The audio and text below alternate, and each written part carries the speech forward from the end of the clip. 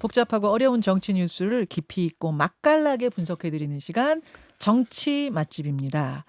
오늘도 여러분께 다양한 요리로 정치 깊은 맛을 보여주실 네 분의 요리사 모셨습니다. 오늘은 멤버 구성에 살짝 변화가 있습니다. 일단 박원석 전 의원, 박 셰프님 어서 오십시오. 네, 안녕하십니까. 어서 오십시오. 전 민주당 상근 부대변인이자 맥 정치사회연구소의 서영주 소장님 어서 네, 오세요. 안녕하세요. 서영주입니다. 반갑습니다. 그리고 개혁신당의 이기인 사무총장 이 셰프님 어서 오십시오. 네, 안녕하세요. 이기인입니다. 그리고 이번 주는 김근식 셰프를 대신해서 김종혁 셰프가 나오셨어요. 국민의힘 김종혁 전 최고위원 어서 오십시오. 안녕하십니까. 땜빵 셰프 김종혁입니다. 집안이시죠? 지금 김근식 셰프님 어디 가셨어요? 뭐 심신이 상당히 그 고단해서 네. 마음에 좀 그 뭐랄까 안정을 좀 찾아야 돼서 오늘 제가 대신 나왔습니다. 사실 여기 네 분도 너무나 잘 아시지만 김근식 셰프는 굉장히 긍정적인 분이세요. 그래서 그 긍정의 마인드로 정치적인 어려움, 고비고비를 다 씩씩하게 헤쳐온 분인데 그렇습니다. 이번에는 마음의 상처가 상당히 크신 것 같아요. 마음의 상처가 큰데 제가 바로 통화했거든요 그날. 네. 그래서 통화했더니 뭐 하는 얘기가 형 뭐 이게 나 이번에 들어가지 말라는 하나님의 뜻인가 보지 뭐 그렇게 하더라고요. 그래서 그래 네 말이 맞다. 어머 세상에 조금 전에 저희 노치만 뉴스에서 116세 할머님 장수 비결 얘기했거든요. 네. 나쁜 일이든 좋은 일이든 그대로 받아들여라. 김 교수님 116세까지 사실 것 같은데요. 그래요? 제가 전해주겠습니다. 너무 긍정적이야. 너무 긍정적이야. 아플 땐 아파야지. 116세라도 그때라도 최고위원 되셨으면 좋겠어요. 그 악담이야. 아니 근데 좀 충격이었어요. 저는 진짜 네. 김근식 교수는 이번에 최고위원 당연히 되실 거라고 추호도 의심하지 않았는데 우리 다 그렇게 얘기했잖아요. 그렇죠. 아니 왜냐하면 그 최고위원 선거에 출마한 후보들의 구성으로 보면 사실은 이른바 이제 뭐 친한계 쇄신파 이쪽의 지지를 집중적으로 받을 가능성이 높았고 물론죠. 그리고 인지도나 저분이 갖고 있는 포지션이 있기 때문에 네. 당원 투표는 몰라도 여론조사에는 상당히 선전하리라 이렇게 예상을 했는데 결과 나온 거 보고 너무 의외였습니다. 여론조사에서 오히려 표가 굉장히 안 나왔고 네. 그게 결정적 패인이었던 것 같아요. 누굽니까? 김재원. 김재원 후보하고 표차로 보면 아주 미세했잖아요. 김재원 후보가 4위로 올라가고 김근식 후보가 5위로 이제 떨어진 건데 표차가 적어요. 아니 그러니까 그게 네. 당원 투표 때문이 아니고 여론조사 때문이라는 게 더 충격이에요. 그 여론조사는 도대체 정체가 뭐냐 하. 이런 생각이 그 들어요. 무슨 말씀이세요? 정체가 뭐냐면? 아니 근데 여론조사 결과 중에 그것도 충격인데 김민수 후보가 1등이에요. 여론조사에서. 여론조사, 그러니까 근데 일반 여론조사. 이번에 이제 김민수 후보가 강성 당원들의 지지를 받았다지만 그냥 우리가 선거에서 네. 흔히 굉장히 중요한 요인으로 보는 인지도 측면에서 보면 네. 거기 다른 후보들에 비해서 여론조사에서 1등을 할 만큼의 인지도가 없거든요. 그러니까 일반 여론조사. 거꾸로 해석하면 이거는 네. 그냥 뭐 이 무당층이나 이런 분들이 여론조사에 응했다기보다는 정말 짠물들이 여론조사에 응한 겁니다. 결국 이를테면 국민의힘의 변화 쇄신을 바라는 분들은 오히려 여론조사나 이런 걸 외면했고 어떤 목적의식을 가지고 이 자기가 지지하는 후보를 만들어야 되겠다 이런 분들이 주로 여론조사에 응답하다 보니까 당원 투표보다 여론조사가 더 짠물 결과가 나온 거예요. 근데 여론조사는 당원은 할 수 없는 거 아니에요? 그 당을 지지합니다 하는 사람하고 무당층만 하는 그렇죠. 거잖아요. 무당층이 했다고 봤을 때 저는 그래서 이제 김문수, 장동혁이 김현장에 올라가서 지금 결선 투표가 진행되는데 네. 저는 최고위원 선거에서 선거인단이야 그런다 치고요. 네. 거기야. 그런데 이 여론조사에 20% 반영되는데 김문수 후보가 압도적으로 1등을 했어요. 네. 그래서 저는 이 징후가 김문수 후보는 뭘 주장했죠? 전환기 씨와 똑같은 주장을 했단 말이에요. 아니면 더 센 주장도 했단 말이에요. 김민수 후보. 김민수 예. 후보 이제 당선자가 됐겠죠. 네. 김민수 최고위원. 그랬을 때는 20% 여론조사에 어떤 여론이 개입했느냐라고 유추했을 때 저는 전환기 씨 여론이 개입이 했을 가능성이 높다. 그러니까 이게 뭐 우리가 상식적으로는 그럴 리가 없을 거라고 생각하지만 저는 그걸 배제할 수 없다고 봐요. 이 결과치가 나왔잖아요. 김근식 후보 같은 경우는 저는 당연코 여론조사에서는 그래도 1등을 먹을 줄 알았어요.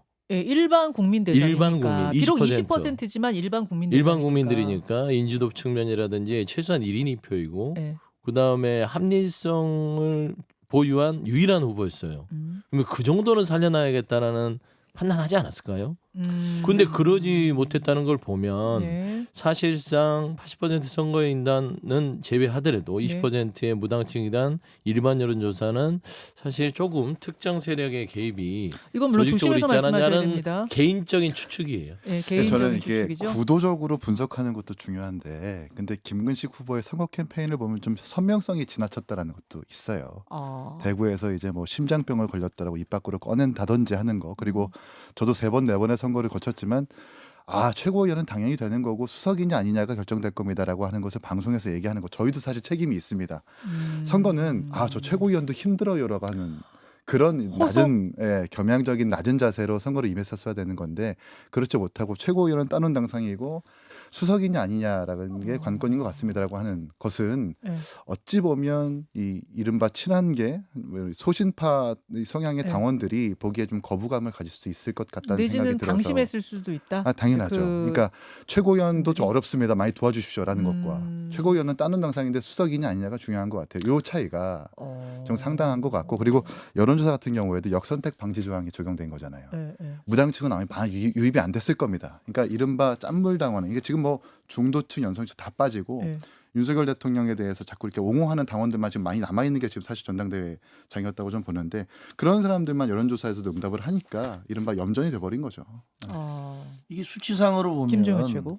제가 이제 구체적으로 말씀을 드릴게요. 좀 이상한 건 맞아요. 왜냐하면 김근식 후보가 당원 선거인단 투표에서는 12.30%를 얻었어요. 네. 그런데 일반 여론조사에서 10.99%로 오히려 거꾸로 떨어졌어요. 떨어졌어요. 근데 아시다시피 여론조사에서는 일반 국민들이 다 포함되어 있는 거잖아요. 예. 무당파가. 예. 그러니까 그 이전에 나왔던 일반 여론조사에서는 당연히 개혁파들이 더 높은 여론조사 결과를 받았었잖아요. 이 그러니까 언론사에서 이해가 안 하는 되죠. 것들 말씀하시는 근데 거죠. 보면요, 여기서 또 어떻게 됐냐면, 예를 들면 그 오히려 그 강성 친윤이라는 분들이 여론조사에서 더 많은 걸 받은 거예요.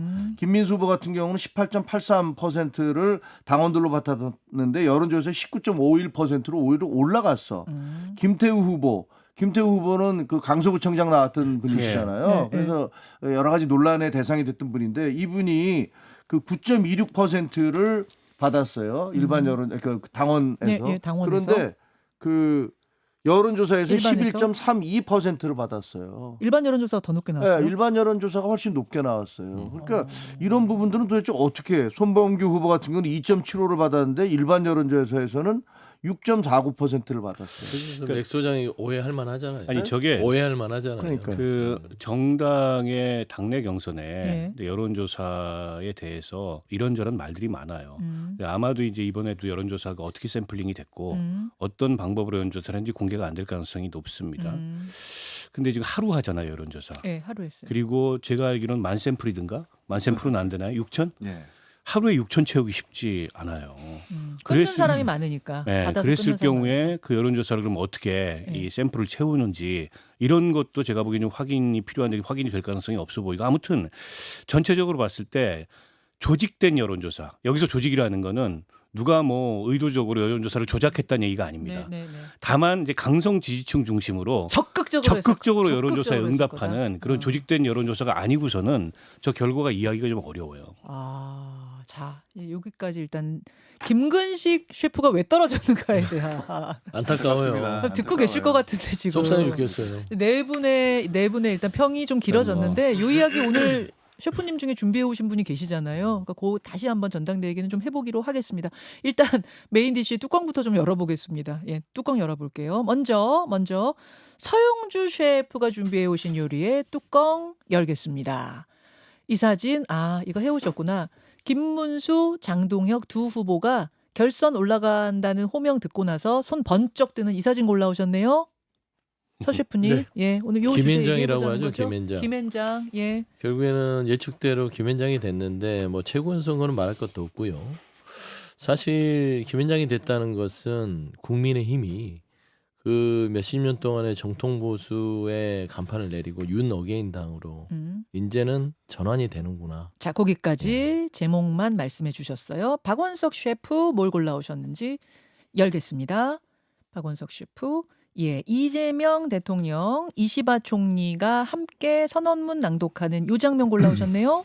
네, 지금 뭐 한일 간의 정상회담이 끝나고 이재명 대통령은 워싱턴에 한미 정상회담을 위해서 도착을 했는데 실용 외교를 내셨잖아요. 근데 이게 상당한 시험대에 올랐다. 과연 그 실용 외교가 얼마나 성과를 낼 수 있으며 이제 얼마나 국민들로부터 평가받을 수 있는지 그 성적표가 이제 좀 있으면 나온다. 잠시만요. 이기인 셰프의 요리 뚜껑 열겠습니다.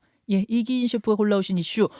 요 사진은 지난 주말에 이제 조국 대표가 문재인 전 대통령을 예방한 사진인데요. 예방해서 영화 관람하는 사진이죠. 이거 지금 영화관이죠. 조국 관련된 영화를 본 사진인데 지금 예. 조국 대표가 사면된 지 열흘 됐거든요. 네. 10년 된 것 같은 느낌이 드는데 광폭 행보를 보이고 있는데 이 예. 광폭 행보가 어떤 정치권에 어떤 영향을 미치는가 요리해보고 싶어서 가져왔습니다. 예, 움직이는 조국이란 제목으로 이슈 준비해 오셨어요. 끝으로 오늘의 스페셜 게스트 김종혁 셰프가 골라오신 이슈 뚜껑 열어보겠습니다. 요거 노란 봉투법 통과 저 표결 결과표네요. 예, 이른바 노봉법이 이제 통과가 됐는데 노봉법. 저는 저 통과를 보면서 경제는 어떻게 할 거야라는 생각이 들더라고요. 지금 뭐 각 나라의 모든 개혁은 노동 개혁 없이 경제 성장이 이룬 나라는 없습니다. 좀 이따 구체적으로 살펴보겠지만 유럽의 모든 나라들, 뭐 독일의 하르치 개혁을 비롯해서 메르켈이라든가 심지어는 우리 옆에 있는 일본이라든가 이태리라든가 이런 나라들이 모두 노동 개혁을 하지 않고서 경제 성장을 한 나라들이 없어요. 근데 예. 우리는 지금 꼭 거꾸로 가고 있는 거거든요.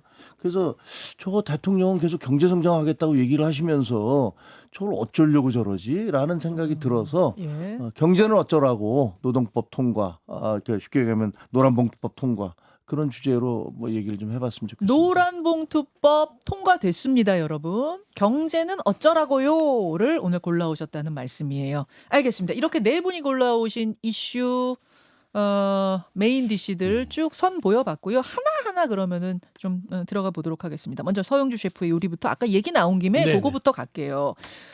전 국민의힘 전당대회 얘기. 당대표로는 안철수 조경태 후보가 낙선을 하고 김문수 장동혁 후보가 결선 무대에 올랐고요. 최고위원은 최종 확정이 됐는데 신동욱, 김민수, 양양자, 김재원, 우재준 이렇게 5명.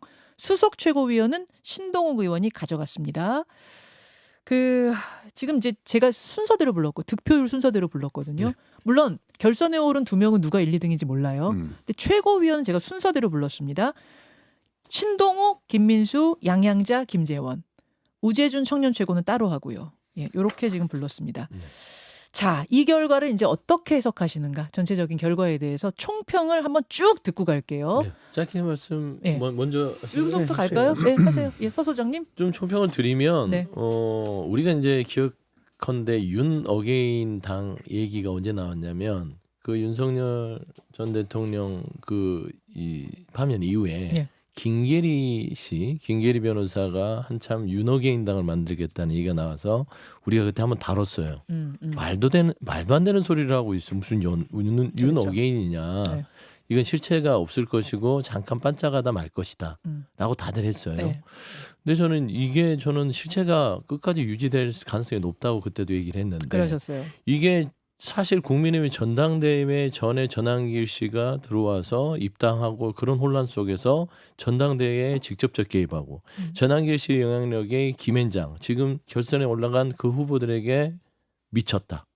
저는 거의 면접까지 보고 장동혁 후보 같은 경우는 거의 전한길 씨 말을 더 양념을 쳐서 강하게 얘기했잖아요. 네. 저는 사실 최고위원회에서도 된 분들 보면 눈에 띄는 게 김민수 후보예요. 저는 김민수 후보가 거의 김앤장에서 장동혁 후보의 역할을 했다고 봅니다. 그러면 그 김민수 후보가 일약 2등까지 올라온 득표를 했다면 예. 이건 전한길의 메시지가 지금 국민의힘의 전반적인 주류의 메시지다. 그러면 김앤장도 똑같습니다. 반탄파잖아요, 둘 다. 예. 누가 되더라도 윤 어게인이에요. 윤석열을 품겠다라고 했던 후보들이 올라왔기 때문에 사실 이건 정치판에는요 어마어마한 사건입니다. 어마어마한 사건이다. 윤 어게인의 승리, 저는 전한길의 승리 예, 이렇게 지금 현실화됐다. 보시. 그래. 1등 공신은 전한길 씨라고 보시는 전한길이라고 하는 1등 공신은 전한길 씨다 이렇게 보신다. 자, 총평부터 지금 듣는 겁니다. 이긴 셰프. 반전은 없었다는 생각이 들고요. 반전은 없었다. 누구나 다 예상할 수 있었던 결과 아니겠어요? 김용태 혁신위가 실패하고 나서 송원석 친윤 지도부가 들어서고 송원석 친윤 지도부가 윤희숙 혁신위를 띄웠지만 그마저도 실패를 했습니다. 그런 상황에서 치러지는 전당대회가 혁신이 가능한 전당대회는 아니었을 거예요. 혁신처럼 보이기 위한 전당대회였지 그냥 마땅히 대안이 없는 상태에서 치러진 전당대회였기 때문에 누구나 다 좀 예상 가능한 결과였다고 좀 보고 결과적으로 이게 친윤 지도부에서 완벽한 윤 어게인의 당이 됐다. 염도가 더 짙어졌다는 생각이 듭니다. 아, 친윤 지도부가 그 완성. 주류였던 당에서 그냥 윤어게인 당이 됐다. 완성 그윤 어게인 당이 완성이다 이렇게 평가할 수 있겠습니다. 박원석 셰프. 저는 뭐 한마디로 얘기하면은 그 보수 정당의 정치적 윤리적 파산이라고 생각해요. 파산이다. 네. 그러니까 저는 전한길 씨가 무슨 대단한 영향력을 원래 갖고 있어서 이런 결과가 나온 게 아니고 네.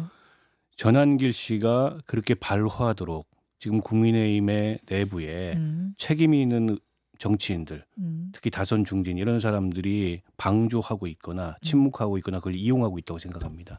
그러니까 자신들의 정치적 이해관계를 위해서 국민의힘이라는 보수 정당이 극우화되는 것을 그냥 방치하거나 거기에 편승하고 있다라고 생각해요. 윤어게인이 됩니까? 윤석열 감옥 갖고 못 나와요. 불가능한 얘기입니다. 윤어게인은 명분이고 구호일 뿐이에요.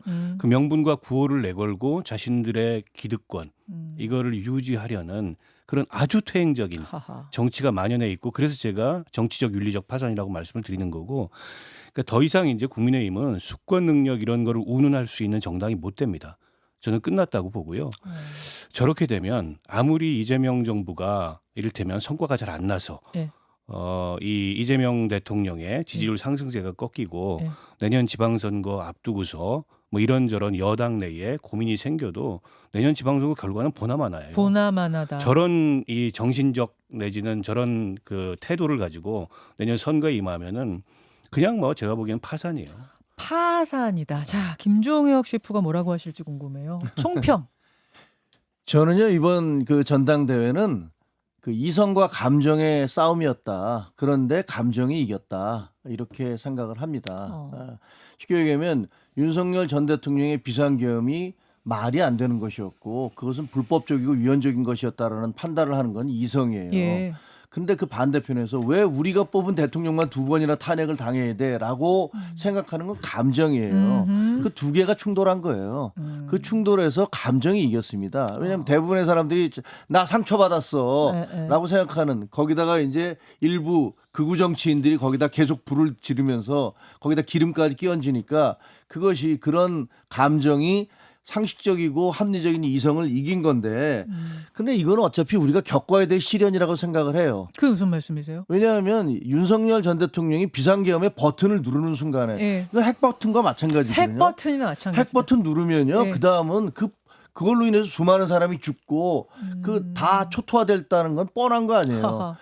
윤석열 전 대통령이 이 버튼을 누르는 비상계엄의 버튼을 누르는 순간에 다 예정돼 있던 거예요. 결국 우리 당은 이런 식으로 한번 망하는 순으로 갈 수밖에 없겠다라는 것들은 예정돼 있었던 것이고 그 순서에 따라서 여기까지 온 거예요. 근데 저는 이렇게 생각합니다. 이 또한 지나가리라. 어쨌든 이 시련 우리가 겪어야 될 것이기 때문에 대통령 우리가 뽑은 대통령이 엉뚱한 짓을 해서 이 버튼을 눌러버렸기 때문에 그 이후에 우리가 겪어야 될 이 시련과 고통과 비난과 모욕과 조롱은 어쩔 수 없는 것이다. 그 핵 버튼을 눌렀을 때 초토화가 되고 거기는 다시 쓸 수 없는 그냥 그런 땅으로 불모지로 끝나버릴지 아니면 거기에서도 어떻게 새싹이 피어오르고 다시 살아날지 이제 요게 문제인 것 같은데. 예, 저는 그 어쨌든 터널을 통과하고 있고 어떤 경우든 그게 아니, 무슨 뭐 이름을 바꿀지 아니면 뭐 어떻게 될지는 잘 모르겠습니다만 세상은 어차피 자, 그 전망 좀. 반반으로 나눠져 있으니까. 아니 근데 불모지가 덜 됐어요. 아니, 원래 아니 핵 버튼을 누르면 그 땅은 못 써요. 못 써요. 왜냐면 방사능이 엄청 나오거든요. 그게 이제 방사능을 계몽령 표현이에요. 그러니까 계몽령이라고 하는 방사능이 너무나 만연이 돼 있어서 거기는 격리를 조치해야 돼요. 아하. 사실 제가 말씀드리는 것은 제가 전한길 씨라는 이 인물이 뭐 대단하진 않아요. 근데 전한길 씨가 대단한 영향력을 끼치는 거는 윤석열이라는 몸체는 네. 감옥에 있으나 네. 윤석열이라는 이름은 정치적으로 남아서 그 안에서 기득권을 활용할 수 있는 땔감으로 쓴다는 게 문제예요. 땔감. 이게 이제 우리 박 셰프께서 얘기하신 건데 근데 중요한 거는 이성 감성 네. 그 맞는 얘기일 수도 있으나 예, 공당이잖아요. 예. 공적 영역의 네. 어떤 업무를 담당하는 공당으로서 네. 무슨 이성 감성입니까? 감성을 철저히 배제하고 이성적으로 우리가 해야 될 일이 무엇이고 정당 정치를 왜 해야 되는지 본연으로 돌아와서 싸우고 그거를 당원들한테 얘기를 함으로써 당원들이 그걸 설득당하게 해야 되는데 국민의힘 내부에서 그런 얘기를 하는 사람이 아주 극히 미약하고 그리고 그 사람들이 세기 때문에 미약한 사람들은 쩌들 때문에 안 된다고 하는 거예요. 그럼 자정 능력이 없는 거죠. 결국에는 문을 닫고 새로 시작하지 않는 이상은 국민에 대한 평가가 내릴 수가 없는 이미 거죠. 너무 오염돼서 못 쓰는 오염됐어요. 땅이 됐다. 그래서 제가 위헌정당까지 얘기를 해도 국민의힘이 할 말이 없을 것이다. 자, 여기서 제가 이제 궁금한 거 질문 드릴게요. 딱 1년 전 전당대회에서 한동훈 후보가 무려 63%의 지지율로 당선이 됐어요. 근데 그때하고 지금하고 당원의 수에 큰 변화가 있는 게 아니란 말입니다. 그러면 도대체 그분들, 그 뽑아줬던 그분들 다 어디 간 거냐? 그분들 마음이 변한 거냐? 그분들이 어디 간 거냐? 아니면 그분들 마음이 변한 거냐? 도대체 어떻게 63% 어디 간 거야? 이거 궁금해요. 저는 그렇게 봐요. 그때 한동훈을 당대표로 만들었던 당원도 국민의힘 당원이고 네. 지금 저런 결과를 만들어낸 당원들도 국민의힘 당원인데 물론 어떤 당원들이 더 적극적으로 투표했느냐 이 차이는 좀 있을 거예요. 근데 그걸로만으로는 설명이 안 되죠. 워낙에 당시 압도적이었기 예, 때문에. 예. 그러니까 저는 결국 그 아까 이제 핵 버튼이라고 말씀하셨던 그 윤석열 전 대통령이 누른 개헌 버튼 예. 그에 의해서 여러 가지 반응이 연쇄적으로 일어났잖아요. 그러니까 이번 전당대회 진행 과정에서도 그러니까 민주당의 초강경 지도부가 들어섰어요. 그게 국민의힘 당원들한테 주는 심리적 영향도 저는 있었을 거라고 보고 그리고 특검의 압수수색이 진행됐어요. 예. 그게 뭐 의도된 건 아니었다 하더라도 그것도 저는 영향을 미쳤을 거라고 전당대회 봐요. 중에 특검. 그러니까 점점 더 어떻게 보면은 그 국민의힘 당원들 내부에 아까 이제 감정이라고 말씀하셨던 네. 감성이라고 말씀하셨던 근데 그게 결집할 그런 환경들이 조성이 됐던 주변 거고 환경이. 때문에 저는 지금 당원 토양이 많이 바뀌었다. 그러니까 당원들의 뭐 구성이나 예, 예. 숫자 이런 게 바뀐 게 아니라 당원들의 정치적 감정이 많이 바뀐 거죠 국민의힘이. 근데 이걸 돌이킬 수 있을까 이런 생각이 드는 게 한 가지 더 말씀드리면 국민의힘을 이렇게 보고 있으면은 무슨 열정 이런 게 없는 정당이거든요. 누가 열정이 있냐? 전환길이 열정이 있는 겁니다. 근데 파시즘과 같은 집단적 광기는 늘 순수함으로 포장이 돼요. 순수한 어떤 열정, 순수한 헌신 그런 게 지금 전환길한테서 보이는 거예요. 국민의힘 당원들이 보기에. 근데 의원이라는 사람들을 보면 다 정말 비겁하게 어떻게 하면 자기의 기득권 지킬까 살아남을까 이렇게 보이는 겁니다. 저 굉장히 위험한 거라고 생각해요. 저게 좋은 게 아니고. 근데 지금 그 국민의힘의 노련한 의원들은 그런 전환길에 네. 마치 순수해 보이는 예. 그런 열정, 그런 헌신성 이걸 이용하고 있어요. 자신들의 기득권에. 그 결과가 이번 전당대회입니다. 그러니까 극도로 퇴행해 있습니다. 저 국민의힘의 이 정치 계급들이라는 게 특히 TK의 그 이 특수한 선거 계급들이 극도로 퇴행화돼 있어요. 저거 다 쳐내지 못하면 국민의힘 정당은 희망이 없어요. 저 김종유 최고. 예, 어떻게 보세요? 근데 그 아까 그래서 제가 이제 감성과 이성이라고 그러는데 이성이라는 건 잘 변하지 않잖아요. 합리적인 네, 판단이니까 네. 그건 어떤 주변 환경이나 이런 것들에서 잘 네. 변하지 않습니다. 그런데 감정은 혹은 감성은 상황에 따라서 계속 순간순간. 변해요. 인간이라는 건 다 변하는 거예요. 물론 지금 지난번에 비상계엄 이후에 몇만 명이 빠져나갔어요. 네. 당원에서 꽤 많은 사람이 빠져나갔어요. 그다음에 지난번에 대선 끝나고 나서 또 몇만 명이 빠져나갔어요. 그래요. 그래서 사실 좀 중도적이거나 네. 혹은 한동훈 대표를 지지하거나 네. 합리적인 사람들이 상당 부분 당에서 이탈해 나간 거는 부인할 수 없는 사실입니다. 그렇기 때문에 예를 들면 뭐 한 30몇만 명이 투표를 하는데 네. 그중에서 6, 7만 명, 10만 명 빠져나가면 그 숫자는 굉장히 큰 거예요. 크네요. 뭐 그렇게 얘기할 수 있는 것이고. 여기서 그럼 제 질문 이어서 드릴게요. 한동훈 전 대표가 출마했더라면 결과가 좀 달라졌을까요? 그건 알 수가 없는데요. 그 분명한 건 만약에 한동훈 대표가 출마했으면 당은 더 극심한 그 혼란상으로 빠져 들어갔을 거예요. 왜냐하면 그 이른바 극우들이 극우 연대를 형성을 해서 이 싸움을 그냥 반 한동훈 그러니까 한동훈의 개인적인 그 비난 뭐 그런 거 있잖아요. 왜 배신자 무슨 뭐가 어때 하면서 그냥 난장판 전당대회가 됐을 거라고 저는 생각을 합니다. 그래서 오히려 우리가 처음에 나가지 말자라고 얘기했을 때도 이거는 나가면 오히려 당이 더 짠물화 될 수도 있고 더 이성보다는 감정에 의해서 좌우될 수도 있고 그것이 결코 당에 도움이 되지 않는다라는 판단을 한동훈 대표도 최종적으로 한 걸로 알고 있습니다. 근데 자, 이왕 이게 난장판이 이제고. 된 거 예. 한동훈 대표가 출마를 해서 완전한 난장판을 만든 다음에 뭐 이념이든 노선투쟁을 해서 뭐야? 정리를 지금 한번 남의 당이라고 너무 물론 뭐 너의 당이라서 죄송합니다만 출마를 했다면 아마 김근식 후보는 당선이 됐을 거예요. 그럴 수 있죠. 적극적으로 지원할 수 있었기 때문에 아. 이 분명히 이 부분은 한동훈 대표의 책임이라고 할 수는 없겠지만 책임감은 느낄 거다는 생각이 들고 이 이슈가 문제입니다 사실. 그러니까 반탄 후보 3명, 찬탄 후보 2명 들어갔다고 하지만 거기 당연직 최고위원들 들어가거든요. 그러니까 원내대표 정책위의장 사무총장 들어갈 겁니다. 네. 이 3명이 누구겠어요? 그냥 신윤 지도부일 것 아닙니까? 그럼 완전히 윤 어게인의 완성인데 그럼 양양자 의원과 우재준 의원으로 견제가 가능하느냐? 그것도 불가능한 거거든요. 양양자 의원은 사실 원하는 바가 상당히 있잖아요. 용인갑이라는 보궐선거가 있는 거고. 우재준 의원도 사실 한동훈 대표가 밀었다고 하지만 손수조 후보를 상대해서 그렇게 크게 승리한 것이 아닙니다. 네. 정말 신승, 그러니까 조그맣게 3, 4초밖에 차이가 안 나는 거거든요. 네, 네. 이런 상황에서 어떤 개전의 정이 가능할까라는 생각이 듭니다. 자, 이게 이 얘기만 하나 끝나면 안 돼가지고 아, 제가 예. 조금 논의를 진전시켜 볼게요. 아직 당 대표 안 뽑혔어요. 김앤장 둘 중에 누가 최종 승자가 될 것인가? 김앤장, 서영주 소장님, 김앤장, 김입니까 장입니까? 저는 장으로 봅니다. 잠시만요. 박원석 셰프님, 김문수 후보가 마지막에는 이길 것 같아요. 김입니까? 김정은 최고, 뭐 김이 될 거라고. 김 이기인 바람컨대 셰프. 김문수 후보가 됩니다.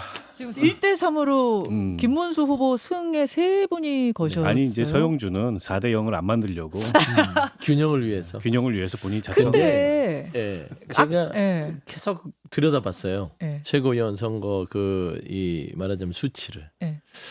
아무리 계산을 해도 이게 장동혁 후보가 되는 수치거든요.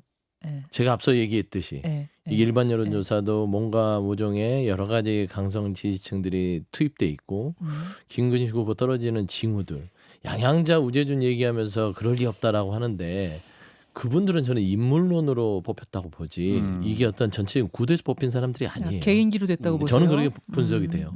그랬을 때는 김문수 후보와 장동영 후보 일반적으로 보면은 포용하는 정치인을 뽑는 게 일반적이죠. 당원들이 그래 그래도 싸우지 않고 갈등을 좀 덜 하려고 하는 주장하는 사람 뽑는 게 맞는데 국민의힘의 지금 전당대회의 흐름은 이상해요.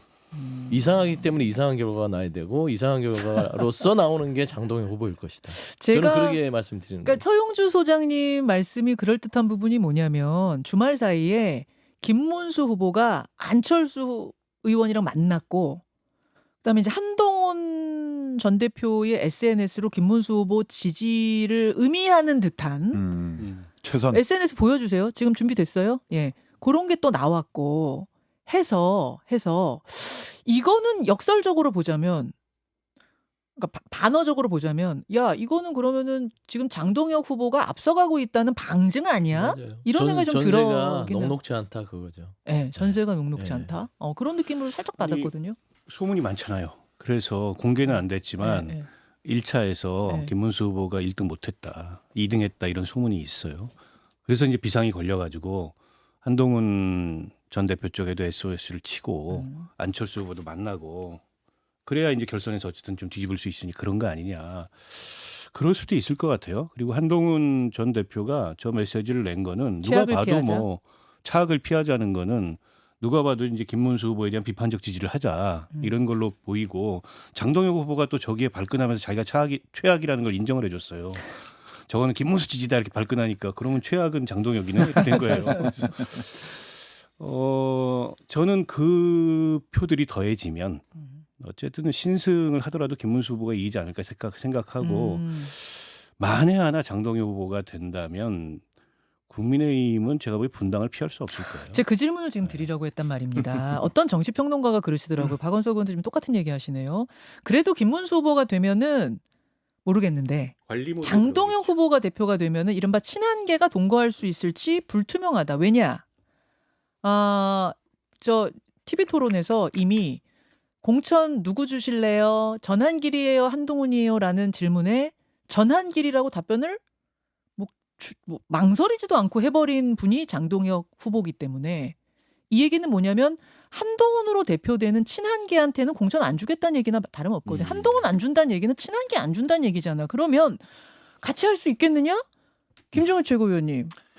근데요, 그 선거 과정에서 본인들이 말하는 그 레토릭을 그게 현실로 구체화될 수 있을 거라고 보는 것도 사실은 현실적이지는 않아요. 아니 대통령이 공천에 개입했다고 지금 수사를 받고 있는 마당인데 당 대표가 공관위와 상관없이 내가 누구를 공천을 주겠다고 공개적으로 얘기하는 것들조차가 웃기는 얘기거든요. 그 대통령 그 당 대표가 야 얘 공천 줘라고 하면 이 세 사람 공천 줍니까? 그건 택도 없는 얘기거든요. 그건 확실합니까? 공천관리위원회가 만들어져야 되는 것이고 예. 그러나 물론 아마도 당 분위기를 그렇게 만들어 가려고 하겠죠. 장동혁 후보가 만약에 당대표가 된다면 본인이 그동안 해왔던 얘기 있잖아요. 제일 먼저 해야 될 게 뭐예요? 윤석열 대통령 전 대통령 면회가야 될 거예요. 아마. 그리고 그다음에 본인이 얘기했던 대로 전환길에 대해서 빚이 있잖아요. 전환길을 뭐 지명직 최고위원을 시키든 아니면 뭘로 해서 당에 무슨 위원장을 시키든 윤리위원장 뭐 한동훈 축출. 진지하게 얘기하는데 말이야. 끼어들어.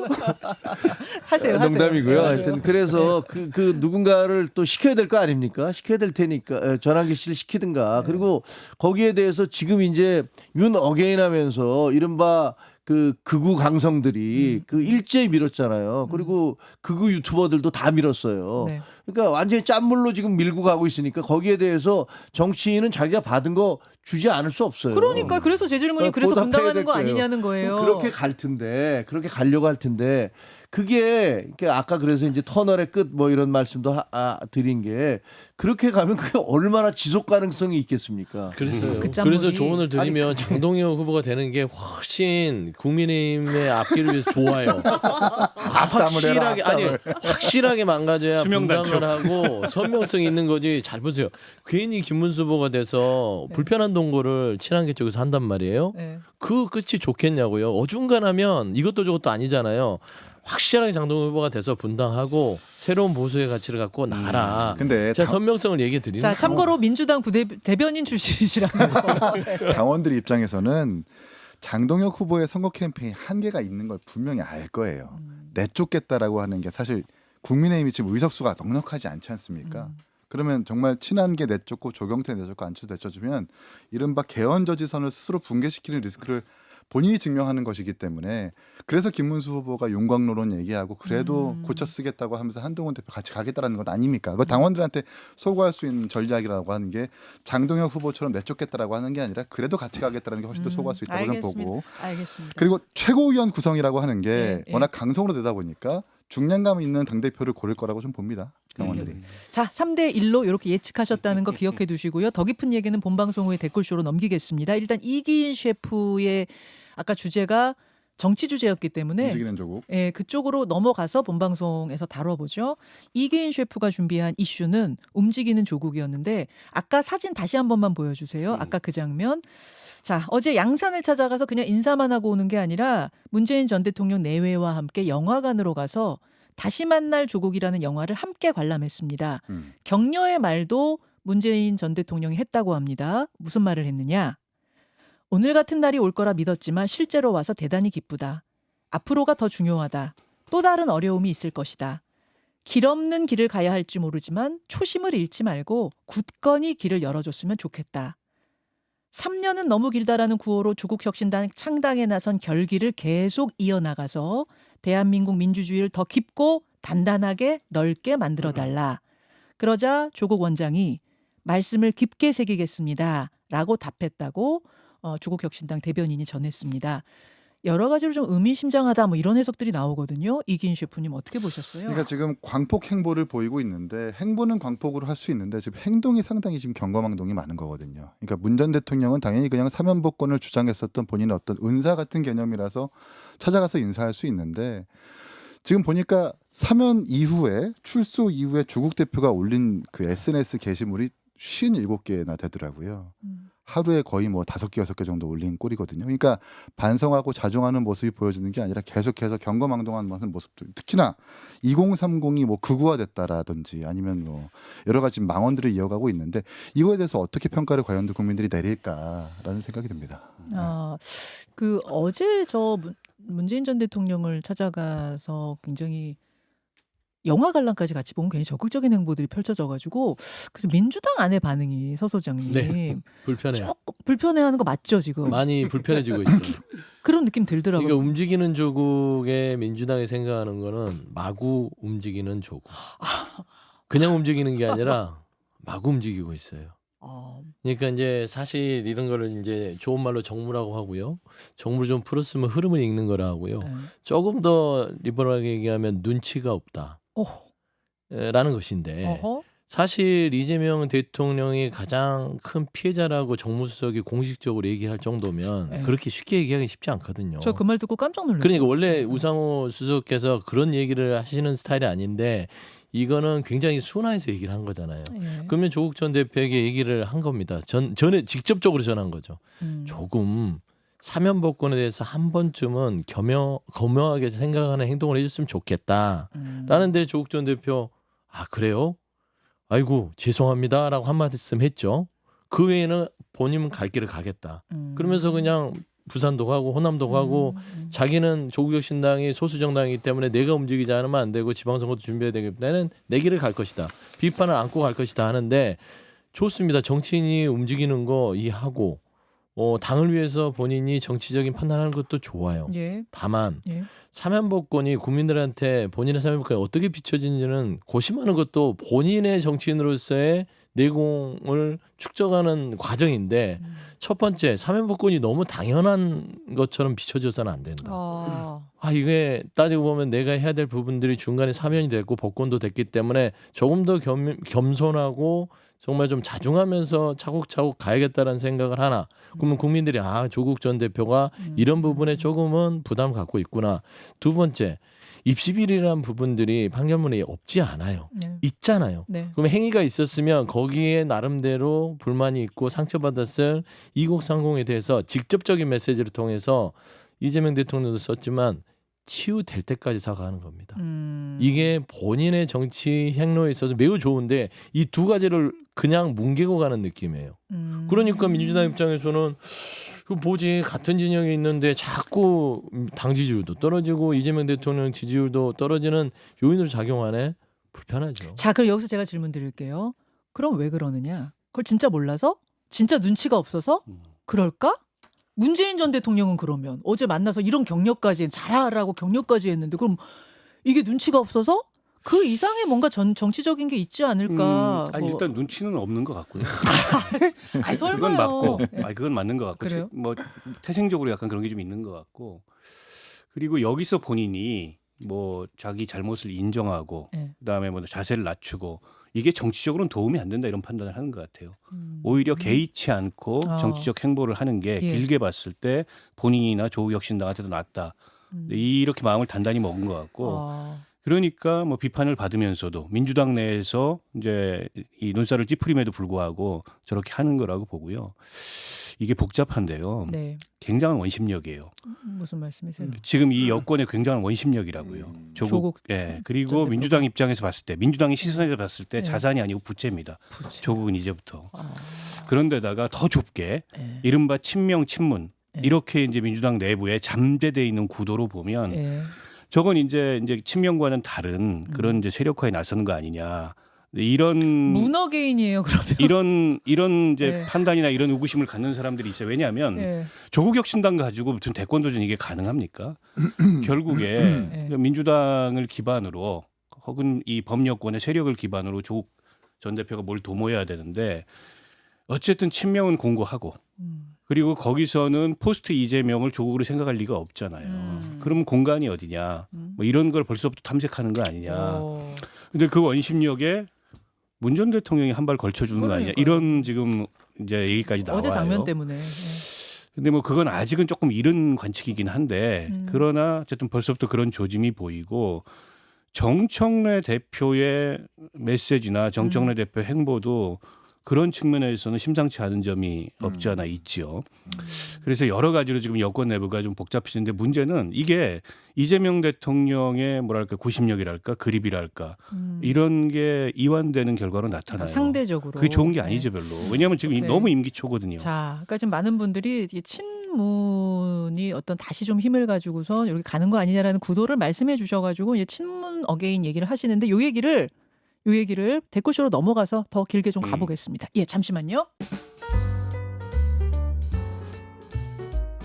김현정의 뉴스쇼는 시청자 여러분의 참여를 기다립니다. 구독과 좋아요, 댓글 잊지 않으셨죠? 알림 설정을 해두시면 평일 아침 7시 10분 실시간 라이브도 참여하실 수 있습니다.